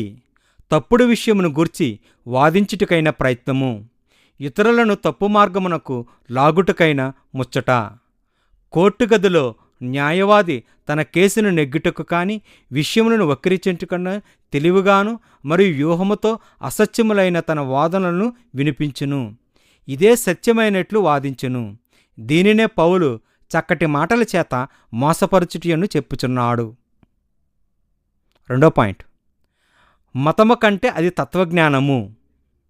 మోసకరమైన ఎడదకు తత్వజ్ఞానము చేత మిమ్మల్ని చెరపట్టుకొని పోవాడు ఎవరైనా ఉండునేమని జాగ్రత్తగా చూచుకొనుడి. కొలసీ 2:8 తత్వశాస్త్రం అనగా 2 పదముల నుండి కలిగినది. ఫిలియో అనగా ప్రేమ మరియు సోఫియో అనగా జ్ఞానము అని ఒక అర్థము. ఒక తత్వవేత్త అనగా జ్ఞానమును ప్రేమించువాడు. ఇక్కడ సమస్య ఏమనగా నీవు జ్ఞానమును ప్రేమించు వ్యక్తివైతే ఎవరి జ్ఞానమును ప్రేమింతువు? నీ సొంత జ్ఞానమా, లేక మనుషుల వలన కలిగిన జ్ఞానమా, లేదా దేవుని జ్ఞానమా? భౌతిక శాస్త్రమనిచో తత్వశాస్త్రములో ఒక భాగము. వెబ్స్టర్ న్యూ వరల్డ్ డిక్షనరీ బట్టి భౌతిక శాస్త్రము తత్వశాస్త్రములో భాగము. ప్రకృతి మూలములను, అది సూత్రములను గూర్చిన వివరణలతో పాటు ప్రపంచ ఏర్పాటును గూర్చిన విశదపరచున్నది. ఇది ఊహాజనితమైన తత్వశాస్త్రమే. ఎందుకనగా మానవ జ్ఞానమును ఆధారము చేసుకునియే ప్రపంచ మూలములను గూర్చి నిరంతరము వివరించుచున్నారు. చార్లెస్ డార్విన్ సహా మానవ జ్ఞానమును బట్టి పరిణామము సిద్ధాంతము చిత్రీకరించెను. ఇది భౌతిక తత్వశాస్త్రము జాతులు మూలములను గూర్చియే వివరించుచుండును. 3వ పాయింట్, ఇది మానవ సంప్రదాయాలను ఆధారము చేసుకొనును. దేవుని అనుసరింపక మనుషులు మూల పారంపర్యమును అనగా ఈ లోక సంబంధమైన మూలపాఠములు అనుసరించుకు. కొందరు పరిసయ్యులు మరియు శాస్త్రులు యేసునద్దకు వచ్చి ధర్మశాస్త్రమును గూర్చి ప్రశ్నించినప్పుడు ఈ విధమైన దుర్బాధను గూర్చి ఈ రీతిగా చెప్పిరి. నీ శిష్యులు చేతులు కడుక్కొనకుండా భోజనము చేయుచున్నారే, వారు ఎందు నిమిత్తము పెద్దల పారంపర్యాచారమును అతిక్రమించుచున్నారని అడిగిరి. అందుకాయన మీరును మీ పారంపర్యాచారమును నిమిత్తము దేవుని ఆజ్ఞను ఎందుకు అతిక్రమించుచున్నారు? మీరు మీ పారంపర్యాచారము నిమిత్తము దేవుని వాక్యమును నిర్ధకము చేయుచున్నారు. మత్తయి సువార్త 15:2-6 వచనాలు. 4వ పాయింట్, దాని మూలముగా వారి విధానము దవిజ్ఞానం పాలించినదిగా మార్చబడను. మీరు క్రీస్తుతో కూడా లోకం యొక్క మూలపాఠముల విషయమై మృతి పొందిన వారైతే లోకంలో బ్రతుకుచున్నట్టుగా మనుషుల ఆజ్ఞలను పద్ధతులను అనుసరించిన చేత పట్టుకొనవద్దు, రుచి చూడవద్దు, ముట్టవద్దు అను విధులకు మీరు లోబడినేలా అవన్నీ వాడుకొనుటి చేత నశించిపోవును. కొలస్సీ 2:20. మతమనగా ఒక మనిషిని దేవునితో కట్టివేయినది. లిగో అనగా ఒక ఎముకు మరొక ఎముకతో బంధము కలిగియున్నట్లుగా నున్నది. ఆ రీతిగా అనగా వెనుకతట్టు లేదా మొదటి స్థితికి తిరిగి వచ్చుట ఏ రీతిగా ఎముకతో ఎముక బంధించబడునో మతము ఒక మనిషిని దేవునితో మొదటి స్థితి యందు బంధించుటయగును. లేఖనములను బట్టి మతము ఒక వ్యక్తి యొక్క నిజ జీవితమును తెలియజేయుచున్నది. అయితే అనుభవ జీవితములో ఏది ఏమైనా అతడు తన మతమునకు అంకితమవుచున్నాడు. ఓ మనుష్యుడు ధనమునకు కట్టుబడినవాడైతే అప్పుడు ఆ ధనము అతనికి మతముగా మారును. 5. అది కొన్ని ఆజ్ఞలను మరి నియమావలను భోజనము పానము విషయమై నిర్ణయించెను. కాబట్టి అన్నపానముల విషయములోనైనను పండగ అమావాస్య విశ్రాంతి దినము అనువాటి విషయములోనైనను మీకు తీర్పు తీర్చిన ఎవరికైనను అవకాశం ఇయ్యనీయుకుడి. మీరు క్రీస్తు కూడా లోకము యొక్క మూలపాఠముల విషయమై మృతి పొందిన వారైతే లోకములో బ్రతుకుచున్నట్టుగా మనుషుల ఆజ్ఞలను పద్ధతులను అనుసరించి చేతపట్టుకొనవద్దు, రుచి చూడవద్దు, ముట్టవద్దు అను విధులకు మీరు లోబడినేలా అవన్నీ వాడుకొనుడి చేత నశించిపోవును. కొలస్సీ పత్రిక 2:16, 20, 21. మనుషుడు చట్టనములను మరి నియమావలను ఎప్పటికప్పుడే నూతనముగా కలుగు చేసుకొనుటియున్నది, కొత్త కాదు. నీవు ఏ విధమైన పానము చేయరాదు. అందరూ లేదా మతము పేర దీనిని పానము చేయవలనని అందరూ. ఆహారము విషయములో పానము విషయములోను రకరకముల చట్టములను మరియు నియమావలను నియమించుకొందురు. నువ్వు ఏది దేవునితో కలిగియుండు సంబంధమును ప్రభావితము చేయును. మనుషులు ఈ విధమైన ఆహారము తినుట మానవాలననియు ఈ ప్రత్యేకమైన కాలములో లేదా మరింత ఎక్కువ కాలము చేయుట ద్వారా మరింత పరిశుద్ధుడిగా నిరూపించుకొనుటలోను మరియు దేవుని చేత మరింత ఎక్కువగా అంగీకరించబడదువగని ముసుగు వేయబడుదురు. 6. ప్రత్యేక దినములలో వీటిని అనుసరించవలనని చెప్పుదురు. అన్నపానముల విషయములోనైనను పండగ అమావాస్య విశ్రాంతి దినం అనువాటి విషయములోనైనను మీకు తీర్పు తీర్చిన ఎవనికిని అవకాశం ఇయ్యుకుడి. ఇవి రాబో వాటి ఛాయే గాని నిజస్వరూపం క్రీస్తులో ఉన్నది. కొలస్సీ పత్రిక 2:16-17. మత సంబంధమైన విందు సంవత్సరం జరిగించవలనని నియమింతురు. పూర్ణిమ నాడు ప్రతి నెల అనుసరించుట మరియు సబ్బాతి దినము వారము అనుసరించుచుందురి. పౌలు కొలసీనంగమునందు హెచ్చరించుచు ఏ మనుషుడను ఈ విధమైన మత సంబంధమైన ఆచారములు అనుసరించినట్లు అవకాశం ఇయ్యవలదని చెప్పుచున్నాడు. ఈ విధమైన ఉపదేశము క్రైస్తవ సబ్బాతును అనుసరించకుండా అభ్యంతరపరచును. కొందరు ఆదివారము క్రైస్తవులకు విశ్రాంతి దినమని నమ్ముదురు. అయితే ఇట్లు ఆచరించక విందులు ఏర్పాటు చేయుచు మతపరముగా ఒక దినము కంటే మరి ఒక దినము విశేషమైనదిగా ఆచరింపజాలదు. విశ్వాసమందు బలహీనుడైన ఒక సహోదరుడు ఒక దినమును ప్రత్యేకమైనదిగా ఆచరించెను.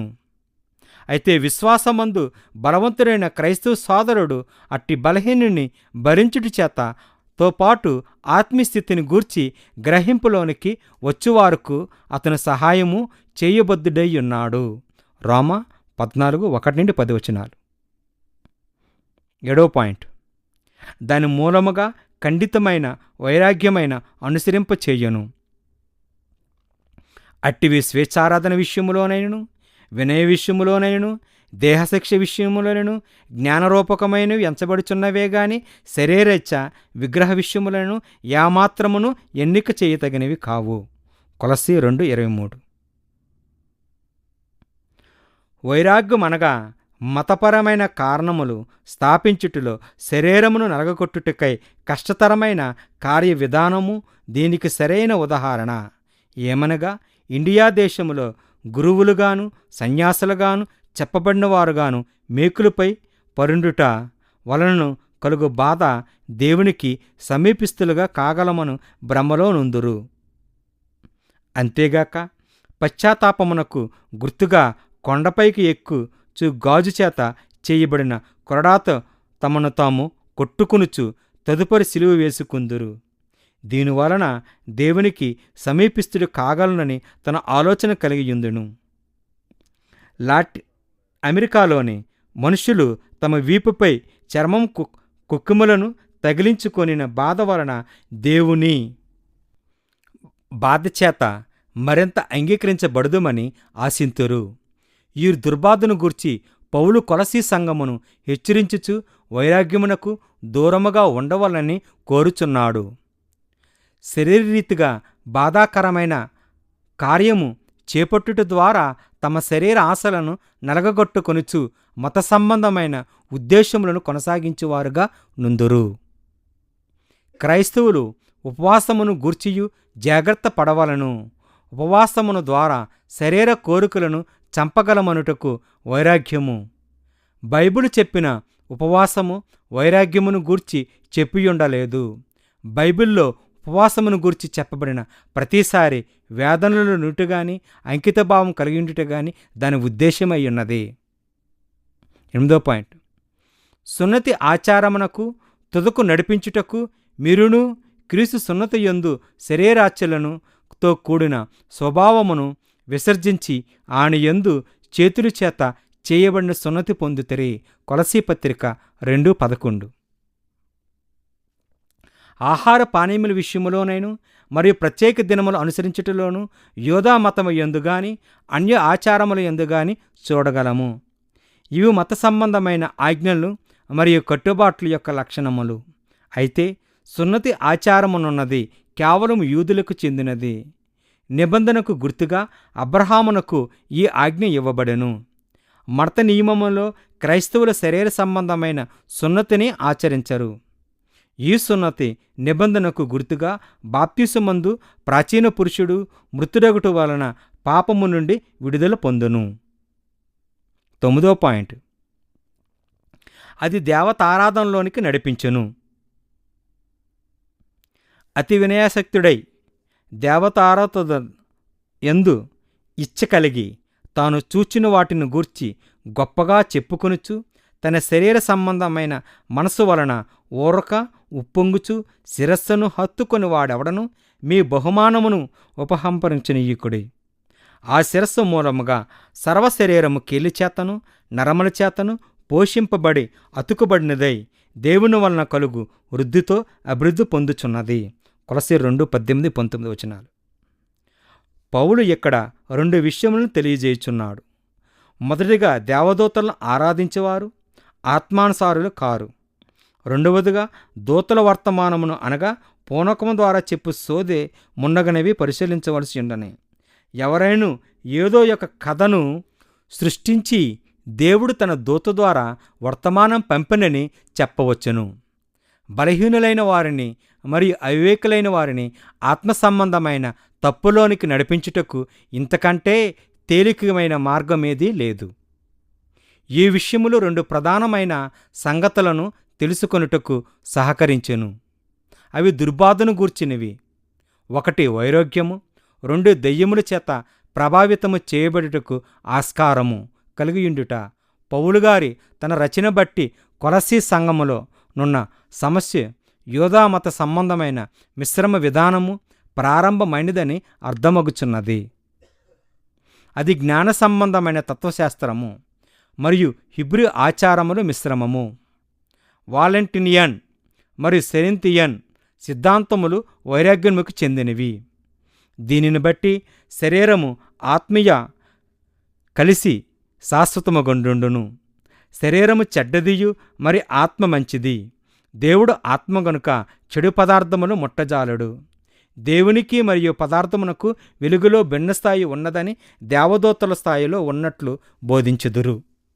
వారి బోధనను బట్టి యేసుక్రీస్తు దేవుని వలె జ్యోతిర్మయుడు. అయితే దేవుని స్థాయి కంటే అధికుడే గాని నిజదేవునికి సమీపిస్తాడు. క్రీస్తును ఉన్నతమైన వానిగా చూపుచునే దేవుని కంటే తక్కువవాడనియు అతడు ఎంతమాత్రమును అవతారమెత్తలేదనియు బోధించుదురు. దీనివలన శరీరము చెడ్డదనియు క్రీస్తు శరీరము కాదనియు నమ్మకము కలిగించి చూతురు. ఆయన ఆత్మ సంబంధమైన వాడే. ఇది భావమును అపోస్తలుడైన యోహాను మొదటి పత్రికలో 1 యోహాను 1-3 వచనం వరకు తెలియజేయుచున్నాడు. కొరింథీ సంఘమును హెచ్చరించినట్లే కొలసీ సంఘమునకు కూడా దానినే సూత్రపాయంగా తెలియజేసెను. అనగా వారు దెయ్యములు లోకములో లేక అంధకార వాతావరణములోనున్న స్థితిని గూర్చి విషయము. సాతాను తానే వెలుగుదూత వేషము ధరించుకొనుచున్నాడు. 2 కొరింథీ పత్రిక 11:14. పరిశుద్ధాత్మ ద్వారా తప్ప మరి ఏ రీతిగానూ దేవుని యొక్క చిత్తము బయలుపరచబడుటకు ఆషార్మగా ఉన్నదని నూతన నిబంధనల ఎక్కడా రుజువు కానారదు. ఈ పనిని కేవలము పరిశుద్ధాత్మనకే అప్పగించియున్నాడు. పరిశుద్ధాత్ముడే సువార్త ప్రకటన ద్వారా లోకమునకు పాపం విషయమై ఒప్పించి చెయ్యను. పరిశుద్ధాత్ముడే దేవుని రక్షణ సువార్తను ప్రకటించుటకును మనుషులను ఒప్పించి చేయుటకును లోకములోనికి వచ్చియున్నాడు. ఈ వర్తమానమునకు ఆధారము మరి ఇతరనిది ఏదియూ లేదు. నిజమునకు 2 పర్యాయములు మార్కు సువార్త 1:23-25 మరియు అపోస్తల కార్యములు 16:16-18 వచనాలు. దెయ్యముల సువార్త వర్తమానమునకు సాక్ష్యమిచ్చినట్లుగా ఉన్నను దెయ్యముల సాక్షి వలన తృణీకరించబడెను. 10వ పాయింట్. ఇది లోక సంబంధమైన మూలపాఠములో పాలివారుగాను చేయును. ఆయన అనుసరింపక మనుషుల పారంపర్యాచారమును అనగా ఈ లోక సంబంధమైన మూలపాఠములను అనుసరించి మోసకరమైన నిరర్ధక తత్వజ్ఞానము చేత మిమ్మను చెరపట్టుకుని పోవాడెవడైనను ఉండునేమో జాగ్రత్తగా ఉండుడి. కొలసీ 2:8. ఈ దుర్బాధ విషయమైన లక్షణములను మనము చూచును కొలది కొలసీలకు రాసిన పత్రిక ఒక ప్రధానమైన పుస్తకమని గ్రహించగలము. అంతేగాక దీనివలన క్రైస్తవ వేదాంతములో క్రీస్తుయేసు స్థానము ఎట్టిదో గ్రహించగలము. యూదా మరియు అన్య వైరాగ్యమును గూర్చి దుర్బాధలను జ్ఞాన సంబంధమైనవిగా గుర్తింతుము. అవి యేసుక్రీస్తు ప్రత్యేకతను ప్రశ్నించినవి. అది పాత నిబంధన యూదామతమును గూర్చిన మిశ్రమంతో పాటు అన్య ఆచారములను మరియు జ్ఞానయుక్తమైన అనుభూతిగా చెప్పుదురు. క్రీస్తు మంచివాడు అయితే నీవు అది ఇదియు చేయువలెను, నీవు దానిని కూడా నమ్మవలనని చెప్పుదురు. ఇది ప్రకృతి సంబంధమైన తత్వము. దీనివలన అందరిలో అధికమైన క్రీస్తు కేవలము అనేకులలో ఒకనిగా కుదించబడను. దీనిని బట్టి ఈ సిద్ధాంతము ఎంత నాశనకరమైనదో గమనించము. క్రీస్తు సర్వాధికారి మత్తయి 28:18 అను స్థితిని ఇది వ్యతిరేకించియును. యోహాను 1:1-14, 3:16, ఫిలిప్పీ పత్రిక 2:5-9 ఆయన ప్రత్యేకతను వ్యతిరేకించినది అగును. అంతేగాక యోహాను 14:6 మరియు అపోస్తల కార్యము 4:12 చెప్పబడిన సత్యములను తృణీకరించినది అగును. ఈ దుర్బోధ వలన శరీరమైన యేసు సంపూర్ణునిగా జీవించినవాడు, పాపము లేనివాడుగాను, సిలువలో పాపం విషయమై ఆయన ఆలోచించినవాడుగాను మూల్యము సరిపడదు అన్నట్టుగా ఈ దుర్బోధ తాత్పర్యమయ్యున్నది. మానవ రక్షణకై ఆయన చేసిన కార్యమును సరిపడినదై అసంపూర్ణమైనదై అసమన్నతమై అన్నట్లు స్థాపించును. నేటి క్రైస్తవ్యము శాఖోపశాఖలుగా విడువుటకు ఈ విధమైన హేతుబద్ధమైన కారణములై ఉండవచ్చును. క్రైస్తవ్యము విభాగించబడుట వలన మొదటిదిగా చూడగలిగినది యేసుక్రీస్తు అధికారమును ఆయన వాక్యమును తృణీకరించుట. ఎప్పుడైతే లేఖనముల ఆధారమును మనుషులు తృణీకరించుదరో వారి స్వంత అధికారమును స్థాపించుటకు అవకాశం కల్పించుకొందురు. ఆయన దానికంటే వేరే దానిని నమ్ముటకైనను బలమైన కారణమును వారి స్వతహాగా కారణములు వెదుకుట మానవ జ్ఞానము. మరియు మనుషులు కల్పించిన ఆచారములకు ప్రాధాన్యత ఇచ్చుట. వారు లేఖనముల కంటే పారంపర్య పద్ధతులను అనుసరించగోరుదురు. లేఖనములే అధికారపూర్వకమైనవి. అవియే దేవుడు మాట్లాడు ఒక మార్గము. దీనివలన దేవుడు తెలియజేయు విషయములకు అంత ప్రాధాన్యత ఇవ్వకుందురు. కొలసీ సంఘములో ఈ విధమైన సమస్య ఏలుబడి చేయుచున్నది. ప్రాథమికముగా దుర్బాధను గూర్చి గలతీ పత్రికయు పౌలు రాసియున్నాడు. యూదామత బోధకులు గలతీ సంఘముపై ఈ రీతిగానే దాడి చేసియున్నారు. వారి వాదనను బట్టి క్రీస్తు అనుగ్రహించు కృపను పొందిన క్రైస్తవులు మోషే ధర్మశాస్త్రమును సహా అనుసరించవలెనని చెప్పుదురు. క్రీస్తే సమస్తము సరిపోయినవాడని సత్యము తృణీకరించుదురు. క్రీస్తు అధికారమును ఆయన వాక్యమును గూర్చి పౌలు వారి వివరణ ఆయన మాటల్లో, మేము ప్రకటించిన సువార్తగాక మరి యొక్క సువార్తను మేమైనను పరలోకము నుండి వచ్చిన యొక్క దూతైనను మీకు ప్రకటించిన యెడల అతడు శాపగ్రస్తుడవునుగాక. గలతీ 1:8. మీలో ధర్మశాస్త్రం వలన నీతిమంతులను తీర్చబడేవారెవరో వారు క్రీస్తులో నుండి బొత్తిగా తొలగిబడి ఉన్నారు, కృపలో నుండి తొలగబోయి ఉన్నారు. గలతీ పత్రిక 5:4. పౌలు చెప్పు దానిని బట్టి క్రీస్తే సరిపోయినవాడు. క్రీస్తుగాక మరి ఏదియూను అక్కరలేదు. కలవరిలో సిలువలో రుజువు చేసిన ఆయన నీతికిని మరియు దేనినైనా నీవు కలిపినిచో కృపకు దూరమగుదువు. ఈ రీతిగా భిన్నమైన బోధ చేయువారు ఎవరైనను వారు శాశ్వతమైన నశించిన వారే. క్రీస్తువారు ఆధిక్యత. పౌలు కొలసీలకు రాసిన పత్రికలో గట్టిగా నొక్కి వక్కాణించెను ప్రకటించినది యేసు అన్నిటిలో సరిపోయినవాడు, క్రైస్తవుని అవసరతను బట్టి సరిపోయినవాడు, లోకములో క్రీస్తుతో ఐక్యపరచబడినవాడు, మరియు ఏతర ఉపదేశములను గాని సిద్ధాంతములు గాని ఆజ్ఞలు గాని నియమావళులు గాని అవసరతలు గాని లేనే లేవు. ఒకనిలోనే సమస్తమును ఇముడియున్నవి. ఈ రీతిగా పౌలు క్రీస్తు యేసు వారి ఆధిక్యతను తెలియజేసినవాడుగా నున్నాడు. ఆయన అదృశ్య దేవుని స్వరూపి అయి సర్వసృష్టికి ఆది సంభూతుడై ఉన్నాడు. ఏలయనగా ఆకాశమందున్నవనియు భూమియందున్నవనియు దృశ్యమైనవిగాను అదృశ్యమైనవిగాను అవి సింహాసనములైన ప్రభుత్వములైనను ప్రధానులైనను అధికారులైనను సర్వమును ఆయన యందు సృష్టింపబడెను. సర్వమును ఆయన ద్వారాను ఆయన బట్టి సృజింపబడెను. ఆయన అన్నిటికంటే ముందుగా ఉన్నవాడు. ఆయనే సమస్తమునకు ఆధారభూతుడు. సంగములన్నిటిలో ఆయన శరీరమునకు ఆయనే శిరస్సు. ఆయన అన్నిటిలో ప్రాముఖ్యము కలుగు నిమిత్తము ఆయన ఆది అయి ఉండి మృతుల్లో నుండి లేచుటలో ఆది సంభూతుడాయెను. ఆయన యందు సర్వసంపూర్ణత నివసించవలననియు ఆయన శిలువ రక్తము చేత సంధి చేసి ఆయన ద్వారా సమస్తమును అవి భూలోకమందైనను పరలోకమందైనను వాటినన్నిటినీ ఆయన ద్వారా తనతో సమాధానపరుచుకునవలననియు తండ్రికి అభిష్టమాయెను. మరియు గత కాలమందు దేవునికి దూరస్థులను మీ దుష్క్రియల వలన మీ మనసులో విరోధ భావము గలవారైనను ఇండిని ఎడల మిమ్మను కూడా తన సన్నిధిని పరిశుద్ధులుగాను నిర్దోషులుగాను నిరపరాధులుగాను నిలవబెట్టుటకు ఆయన మాంసయుక్తమైన దేహమందు మరణం వలన ఇప్పుడు మిమ్మను సమాధానపరచను.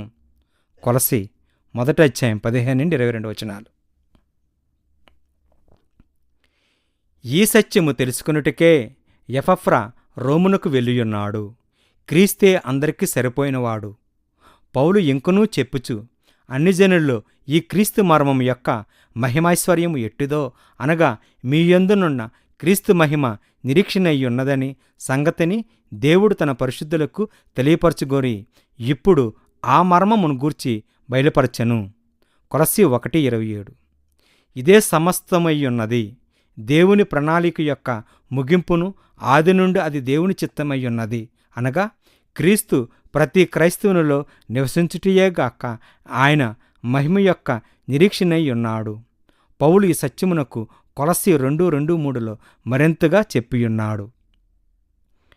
నేను ఎంతగా పోరాడుచున్నానో మీరు తెలుసుకొని కోరుచున్నారు.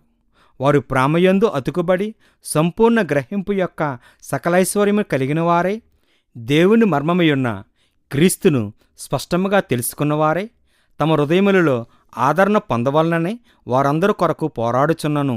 బుద్ధి జ్ఞానముల సర్వసంపదలు ఆయనయందు గుప్తములై ఉన్నవి. కొలస్సీ 2:23. దేవుని మర్మమును గూర్చిన నిజమైన జ్ఞానమును యేసుక్రీస్తు మాత్రమే అయ్యున్నాడు. ప్రతి క్రైస్తవుడు కలిగియుండే ఏ అవసరతయైనను తీర్చు స్థితి యేసుక్రీస్తులోనున్నది. మనుషులు మోసపరచుటకు ఇవ్వగోరినదియే క్రైస్తవునికి అవసరత లేదు. ఈ తప్పుడు జ్ఞానమును గూర్చి లోక సంబంధమైన పరిపక్వతనుగా నెరిగినదని చెప్పబడెను. కొలస్సీ 2:8-20. ఈ మూలపాఠములు మానవ తలంపుల నుండి పుట్టినవి. మానవ జ్ఞాన సంబంధమైన నియమములు ఇవి మనుషులు కాంక్షించు మత విస్తరణను గూర్చినవి. మనుషులు వీటిని దేవుని గూర్చిన లోతైన విషయములను చెప్పుదురు. అయితే మానవుల జ్ఞాన బాలల శిక్షణ తరగతి ఎంత లోతైనది. అబద్ధ బాధకుల కంటెను క్రీస్తునందు జ్ఞాన వివేకములు నిధులు గుప్తపరచబడి ఉన్నవి. దేవుని సర్వపరిపూర్ణత క్రీస్తు శరీర ఆకారమునందే నివసించుచున్నది. క్రైస్తవ విశ్వాసి క్రీస్తునందే సంపూర్ణ సిద్ధి నొందగలడు. సమస్త పాలన అధికారమునకు ఆయనే శిరస్సయ్యున్నాడు. పౌలు చెప్పినట్లు మనకు జీవమయ్యున్న క్రీస్తు ప్రత్యక్షమైనప్పుడు మీరును ఆయనతో కూడా మహిమయందు ప్రత్యక్షపరచబడుదురు. ఇట్టి వారిలో గ్రీసు దేశస్థుడని యూదుడని భేదము లేదు. సున్నతి పొందుటయందును సున్నతి పొందకపోవటయందును భేదము లేదు. పరదేశీ అని సిథియనుడి దాసుడనియు స్వతంత్రుడనియూ లేదు. గాని క్రీస్తే సర్వమును అందరిలో ఉన్నవాడయున్నాడు. కొలస్సీ 3:4-11. క్రీస్తే సమాప్తమయ్యున్నాడు. క్రీస్తే సమస్తమును క్రీస్తునందే కలిగియున్నాడు. అందుకే పౌలు చెప్పియున్నాడు, దేవుని వాక్యమును అనగా యుగయుగముల్లోనూ తరతరముల్లోనూ మరుగు చేయబడి ఉన్న మర్మమును సంపూర్ణంగా ప్రకటించుటకు మీ నిమిత్తము నాకు అప్పగింపబడిన దేవుని ఏర్పాటు ప్రకారము నేను ఆ సంఘమునకు పరిచారకుడినైతిని. కొలస్సీ 1:25. సమస్తము ఆయనయందే బయలుపరచబడను. మరుగైన జ్ఞానమేమీయూ లేదు. దాచబడిన సత్యమేదీ లేదు. ప్రత్యక్షమైన ఆ ప్రత్యక్షత ఇంకేమీయూ ఇవ్వబడవలసిన అవసరం లేదు. పరిపూర్ణ స్థితి దేవుని వాక్యమందే లభించునని పౌలు గారు కొలస్సీ సంఘమునకు తెలియజేసి ఉన్నాడు. వారికి ఏది అవసరమో అదే వర్తమానము వారికి తెలియజేసి ఉన్నాడు. మతభేదములకు పౌలు గారి జవాబు. ఈ అబద్ధ బాధకులకు పౌలు గారి జవాబు 2 విధములుగా తప్పుదిద్దుటకైనను. ఈ జవాబులు చాలా సాధారణమైనవి. ఎందుకనినా ఇవి అందరికీ చెందినవి, అందరినీ కలిసి చెప్పబడినవి.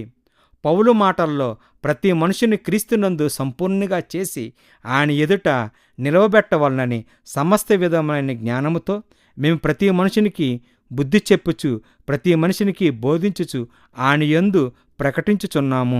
కొలస్సీ 1:28. అందరూ పాపము చేసి దేవుడు అనుగ్రహించి మహిమను పొందలేకపోవచ్చున్నాడు. రోమ 3:23. పాపములో నున్నవారికి దేవుడే పరిష్కారము. క్రీస్తుని గూర్చిన సువార్త అన్నిటికీ సరిపోవునది.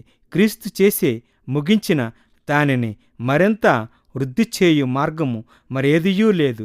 యేసు అందరి అవసరమయ్యున్నాడు. క్రీస్తు చేసిన దానిని వృద్ధి చేయుగారు ఎవరైనను క్రీస్తును తృణీకరించి సొంత విశ్వాసమును స్థాపించుట ద్వారా వ్యర్థుడగును. క్రొత్త నిబంధన తాత్పర్యమేమనగా ప్రతి మనుష్యుడు తనకు తాను తెలుసుకొని వచ్చును. దేవుడు ఇర్మియాతో చెప్పినట్లు అల్పులేమి గనులేమి అందరూ నన్నెరుగుదురు. ఇర్మియా 31:34.